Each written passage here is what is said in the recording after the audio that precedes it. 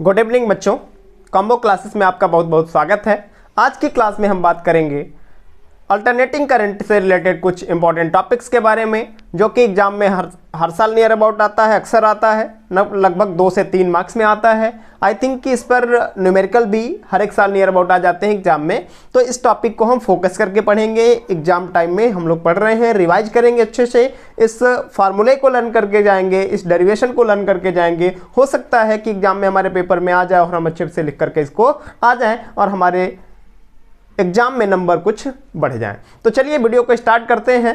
पहला जो टॉपिक है हमारा, mean value of alternating current. हमें फाइंड आउट करना है अल्टरनेटिंग करंट का मीन वैल्यू। तो मीन वैल्यू अल्टरनेटिंग करंट की बात करें तो हमें पता है कि एक ऐसा करंट जिसकी direction as well as magnitude समय के साथ बदले, तो इस तरह के करंट को हम अल्टरनेटिंग करंट कहते हैं। जैसा कि हमने एक फिगर बनाया है, यहाँ पर क्या देख रहे हैं कि इसकी वैल्यू जो है धीरे धीरे बढ़ रही है, फिर यहाँ पर जाकर के मैक्सिमम हुआ, फिर धीरे धीरे कम होकर के 0 हो गया, फिर माइनस में गया, फिर यहां पर जाकर के 0 हो गया। इसका मतलब यह हुआ कि ऊपर अगर प्लस में है तो नीचे क्या है, माइनस में होगा। तो इसका मतलब कि अगर हम एक कंप्लीट साइकिल यहां से यहां तक का अगर हम मीन वैल्यू निकालना चाहें तो दोनों को, जितना प्लस में है उतना ही माइनस में है, जैसे ही हम दोनों को ऐड करेंगे दोनों मिल करके क्या हो जाएगा, दोनों का रिजल्टेंट कितना हो जाएगा, 0 हो जाएगा। इसका मतलब कि एक कंप्लीट साइकिल के लिए अगर हम मीन वैल्यू निकालना चाहें तो कितना होगा, 0 होगा। लेकिन हम अब हाफ साइकिल का अगर मीन वैल्यू निकालना चाहें तो उसके लिए हमारी टेक्निक है, क्या है हमारा, देख रहे हैं कि हाफ टाइम के लिए, हाफ साइकिल के लिए केवल यहां से यहां तक है, और यहां से यहां तक ये जाने में जो टाइम लिया है वो कितना लिया है, t/2 टाइम लिया है ना। तो क्या होता है, हम लोग जब एवरेज निकालते हैं तो टोटल नंबर को ऐड करके और टोटल नंबर से डिवाइड कर देते हैं, है ना। जितने भी नंबर होते हैं उन सबको ऐड कर देना है और जितने नंबर्स होते हैं उनसे डिवाइड करना होता है। अगर जैसे मान लेते हैं कि 1 2 3 4 5 है, इनका अगर हमें मीन निकालना तो इन सबको ऐड करके क्या करेंगे, 5 से तुरंत ही क्या कर देते हैं, डिवाइड कर देते हैं। तो क्या आ जाता है, हम उन लोगों को इसका मीन वैल्यू फाइंड आउट हो जाता है। ठीक है, तो इसमें भी हम लोगों ने क्या किया कि 1/t/2 कितने नंबर है टोटल, यहां से यहां तक लेकर के कितने नंबर होंगे, t/2 ही होंगे, तो t/2 हो गया। हमने 1/t/2 और integration 0 to t/2 i dt, किसकी वैल्यू समय के साथ बदल रही है, i की वैल्यू, करंट की वैल्यू वेरी कर रही है। इस वजह से हम लोगों ने इस तरह से दिखाया, है ना। अब इसको जब देखेंगे हम, वी नो दैट क्या होता है हम लोगों का, I = I0 sin omega t होता है ना। ये वैल्यू ला करके यहां पुट करेंगे तो क्या हो जाएगा, I bar = 1/t/2, और ये 0 से लेके t/2 तक हो गया, और I की वैल्यू हो गया I0 sin ओमेगा t, और ये हो गया हम लोगों का dt। ठीक है बेटा, अब देखते हैं, हमें पता है कि t की वैल्यू होता है 2π/ओमेगा, तो यहां पर रखेंगे जैसे ही तो हमारा क्या हो जाएगा, 1t/2 की वैल्यू जो हो जाएगा हम लोगों का कितना हो जाएगा, π/ओमेगा हो जाएगा, है ना। हमने इसको सॉल्व कर लिया तो हमारा I बार इक्वल टू कितना मिल जाएगा, ω/π। जब यहां पर हम रखेंगे 1/π/ओमेगा तो ओमेगा चला जाएगा ऊपर, और ये लिमिट हो गया 0 से लेके ω/π तक, है ना। कितना हो गया, सॉरी यहां पर कितना हो गया, π/ओमेगा तक, और ये कितना, I0 sin omega t dt। ठीक है, अब हम करेंगे तो I बार इक्वल टू हो जाएगा हम लोगों का ω/π I0, और ये इंटीग्रेशन 0 से लेके π/ओमेगा और sin ओमेगा t dt हो जाएगा कि नहीं हो जाएगा। अब हमें क्या करना है, साइन का जो है इंटीग्रेशन करना है, और साइन का इंटीग्रेशन हम लोगों को पता है कि -cos थीटा होता है ना। तो कितना हो जाएगा, I बार इक्वल टू हो जाएगा ω/π I0, और ये कितना हो जाएगा, -cos ओमेगा t/ओमेगा, और 0 से लेके π/ओमेगा तक इसकी लिमिट हो गई, है ना। तो कितना हो जाएगा, I बार इक्वल टू क्या हो जाएगा, ω/π I0 इंटू ये 1/ओमेगा को बाहर कर लेते हैं, और इसको क्या लिखेंगे हम लोग, -cos ओमेगा टी, और ओमेगा टी की बात करें, ओमेगा टी की बात करें तो ओमेगा टी को भी हम क्या कर सकते हैं, रिप्लेस कर सकते हैं। कैसे रिप्लेस कर सकते हैं, यहां से देखते हैं। तो ओमेगा टी की वैल्यू कितनी हो जाएगी हम लोगों की, टी की वैल्यू जो है वो कितने से कितने तक वेरी कर रही है, यहां पर देखो तो हो जाएगा cos ओमेगा टी, और लिमिट हो गया 0 से लेके पाई बाई ओमेगा तक, है ना। फिर यहां पर सॉल्व करेंगे तो omega upon pi I not, ये देखो यहां ओमेगा से ओमेगा हो गया कैंसिल, तो कितना मिल गया आई नॉट अपान पाई, और क्या हो गया यहां पे ऑपरेट करते हैं लिमिट, तो माइनस कॉस, और ये ओमेगा इनटू कितना रखेंगे पाई बाई ओमेगा, टी की वैल्यू हो गया हम लोगों का पाई बाई ओमेगा, ओमेगा से ओमेगा कैंसिल आउट हो गया, माइनस कॉस 0 डिग्री, है ना। तो ये कितना हो जाएगा हम लोगों का आई नॉट अपान पाई, और ये cos pi minus cos pi, कितना minus cos pi minus cos, ये हो गया हम लोगों का यहाँ पे ये प्लस हो गया ना, तो ये कितना हो जाएगा हम लोगों का -1 प्लस ये कॉस -1 प्लस 1 हो जाएगा ना।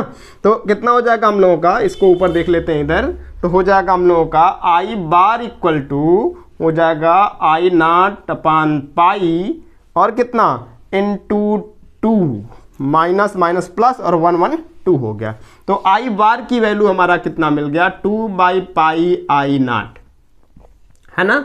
जब हम 2 को पाई की वैल्यू रख करके आई बार इक्वल टू 2 अपान पाई की वैल्यू 3.14 आई नॉट रखेंगे, जब इसको सॉल्व करेंगे 2 अपान 3.14, तो हमारा आई बार की वैल्यू जो आ जाएगा वो 0.637 आई नॉट आ जाएगा, है ना। और इसी आई बार को ही क्या कहते हैं, मीन वैल्यू, क्या कहते हैं, mean value of alternating current, है ना। क्लियर है, तो आई थिंक कि आपको ये समझ में आया होगा। दूसरा हमने टॉपिक लिखा है root mean square value of alternating current. अब हमें क्या करना है, root mean square value find out करना है। नाम क्या है, रूट मीन स्क्वायर वैल्यू, है ना। रूट मीन स्क्वायर नाम के ठीक उल्टा हमें काम करना है। पहले हमारा प्रोसेस होगा स्क्वायर करने का, फिर मीन निकालने का, देन हमें स्क्वायर रूट निकालने का। पहले हम क्या करेंगे, स्क्वायर करेंगे, फिर मीन निकालेंगे, और फिर क्या करेंगे, रूट निकालेंगे। तो अभी हम लोगों ने देखा जैसा कि अगर हमें अल्टरनेटिंग करंट की मीन वैल्यू निकालनी होती थी, तो एक कंप्लीट साइकिल के लिए मीन वैल्यू हमारा 0 आया था। रीजन ये था कि हाफ साइकिल में वो पॉजिटिव डायरेक्शन में होता है और हाफ साइकिल में निगेटिव डायरेक्शन, मतलब जो जैसे ही दोनों को ऐड करते हैं, दोनों को जैसे ही प्लस करते हैं, तो एक प्लस और दूसरा माइनस दोनों एक दूसरे को कैंसिल आउट कर देते हैं। इस वजह से एक कंप्लीट साइकिल के लिए जो मीन वैल्यू आया था या average value of alternating current आया था, वो कितना आ गया था, 0। लेकिन जैसे ही हम इस root mean square value find out करना चाहते हैं, आरएमएस वैल्यू फाइंड आउट करना चाहते हैं, तो अभी हमें क्या करना है, स्क्वायर करना। तो एक प्लस में हो, दूसरा माइनस में है, ऊपर वाला हाफ साइकिल प्लस में और नीचे वाला हाफ साइकिल माइनस में। तो जब इनको स्क्वायर करके ऐड करेंगे तो क्या मिलेगा, स्क्वायर माइनस वाले का स्क्वायर करेंगे तो ओवरऑल क्या हो जाएगा, प्लस हो जाएगा। इसका मतलब कि आरएमएस वैल्यू जो हमें निकालना है एक कंप्लीट साइकिल के लिए निकालना, हाफ साइकिल के लिए नहीं निकालना, जैसा कि हम लोगों ने इसको कैलकुलेट किया था मीन वैल्यू को। तो इसी तरह से अगर निगेटिव हाफ साइकिल के लिए पूछेगा तो ये क्या हो जाएगा, फॉर निगेटिव हाफ साइकिल क्या हो जाएगा, यही वैल्यू हमारा सेम माइनस में आ जाएगा। कितना आ जाएगा, -0.637 आई नॉट आ जाएगा। आई नॉट क्या है, पीक वैल्यू है, या फिर इसी को एम्पलीट्यूड ऑफ अल्टरनेटिंग करंट के नाम से भी जानते हैं, है ना। फिर हमारा है रूट मीन स्क्वायर वैल्यू। इसमें हम क्या करेंगे, एक कंप्लीट साइकिल के लिए पहले स्क्वायर करेंगे, तो करंट हमारा होता है आई नॉट। आई और आई का इक्वेशन हम लोगों को पता है, क्या पता है, since I equal to I naught sine omega t, ठीक है। अब यहां पे आई स्क्वायर बार, आई स्क्वायर हमने किया है, मतलब स्क्वायर करेंगे, और बार का मतलब फिर मीन निकालेंगे। तो मीन निकालने के लिए हमारा टेक्निक क्या हो, जो यहाँ पे t/2 था, हम वहां पे क्या करेंगे, कंप्लीट साइकिल के लिए फाइंड आउट कर रहे हैं, तो लिमिट हमारा क्या होगा, t तक होगा, है ना। तो क्या हो जाएगा, I square bar equal to 1/2 pi by omega, और ये कितना 0 से लेके 2 पाई बाई ओमेगा तक, और आई स्क्वायर की value I not square sine square omega T D T, है ना। अब ये हो जाएगा हम लोगों का I square bar equal to omega upon 2 pi और कितना आई नॉट स्क्वायर, और हो जाएगा हम लोगों का 0 से लेके 2 पाई बाई ओमेगा तक और sign square omega T D T. ठीक है, अब हमें फार्मूला पता है cos 2 थीटा इक्वल टू होता है 1 माइनस 2 साइन स्क्वायर थीटा, आता है ना। तो क्या हो जाएगा 1 minus cos 2 theta upon 2 equal to हो जाएगा हम लोगों का साइन स्क्वायर थीटा। ये फार्मूला ट्रिग्नोमेट्री का है, आई थिंक कि आपको याद भी होगा। तो इस वजह से हम करेंगे तो I square bar equal to omega by 2 pi I not square, और फिर कितना हो जाएगा हमारा, और हो जाएगा हम लोगों का लिमिट 0 से लेके 2 पाई बाई ओमेगा तक, और ये हो गया 1 minus cos 2 theta upon 2 theta के जगह पे 2 ओमेगा टी अपान 2, और ये हो गया डी टी। तो I square bar equal to हो जाएगा omega by 2 pi I not square, और ये लिमिट हो गया 0 से लेके 2 पाई बाई ओमेगा तक, और इसको ऑपरेट करेंगे तो 1 बाई 2 डी टी माइनस 0 से लेकर के 2 पाई बाई ओमेगा, और कितना cos 2 omega T D T by 2, ये हो जाएगा हम लोगों का, है ना। अब देखते हैं, तो यहाँ जब हम इसको सॉल्व करेंगे तो इसकी वैल्यू हमारी इंटीग्रेशन करके देख लीजिएगा आप लोग, डी टी यहाँ छूटा हुआ है, इसकी वैल्यू ओवरऑल आ जाएगी हमारी 0, करके दिखा भी देते हैं। तो चलिए देखते हैं, या फिर इसकी वैल्यू कितनी हो जाएगी, इसकी वैल्यू ओवरऑल जब सॉल्व करेंगे तो कितनी आ जाएगी हम लोगों की, 0 आ जाएगी।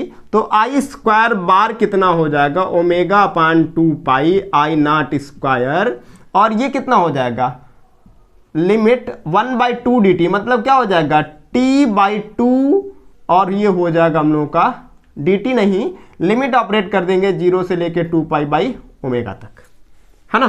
तो ये कितना हो जाएगा हम लोगों का I square bar equal to omega upon 2 pi I not square in 2। अब देखते हैं यहाँ पे t के जगह पे रखेंगे 2 पाई बाई ओमेगा और अपान में 2, तो ये हो जाएगा हम लोगों का कितना, ये अपान में 1 और माइनस 0, तो इससे हमको कोई मतलब तो है नहीं, 0 तो कैंसिल आउट हो जाएगा। तो कितना हो जाएगा I square bar equal to omega by 2 pi I not square in 2 pi by omega into 1 by 2, omega से ओमेगा कैंसिल, 2 पाई से 2 पाई कैंसिल, तो आई स्क्वायर बार कितना हो गया हम लोगों का आई नॉट स्क्वायर अपान 2। अभी हमें क्या करना है, अभी हमने क्या किया, स्क्वायर किया, मीन निकाला, अब हमें रूट निकालना है। तो जैसे ही हम आई आर एम एस की बात करेंगे तो कितना हो जाएगा, अंडर रूट हमारा हो जाएगा, यहाँ देखो यहाँ हो जाएगा आई स्क्वायर बार, है ना। तो कितना हो जाएगा under root I not square upon 2, तो ये हो जाएगा हम लोगों का आई आर एम एस की value I naught upon under root 2। ठीक है, इसको हम आगे चाहे तो सॉल्व कर सकते हैं और चाहे तो ना भी सॉल्व कर सकते हैं। आई थिंक कि दिख नहीं रहा होगा, देख लेते हैं एक बार। चलिए अभी तो दिख ही जाएगा। ठीक है, तो यहाँ पर जब हम इसको सॉल्व करना चाहेंगे तो हम इसको और क्या सॉल्व करके लिख सकते हैं, लिख सकते हैं इसको I R M S equal to हो जाएगा हम लोगों का √2 आई नॉट अपान √2 इंटू √2। हम क्या किए, न्यूमरेटर डिनोमिनेटर में √2 से ऊपर नीचे मल्टीप्लाई कर लिया, है ना।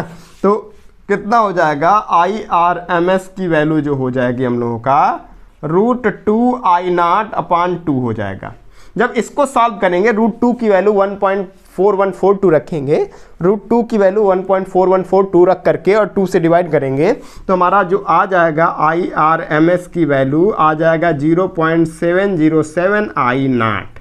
This is the root mean square value of alternating current, है ना। अगर अल्टरनेटिंग वोल्टेज का पूछ दे तो हमें करना क्या है, यहाँ आई ना लिख करके भी लिखना है, यहाँ आई बार ना लिख करके भी बार, और सेम उसी तरह से आई और आई नॉट को हटा करके भी और भी नॉट से रिप्लेस कर देना है। सेम इसमें भी उसी तरह से करना है। और इसी तरह से हम क्या कर सकते हैं, average value of alternating voltage और root mean square value of alternating voltage को भी आराम से कैलकुलेट करके बता सकते हैं।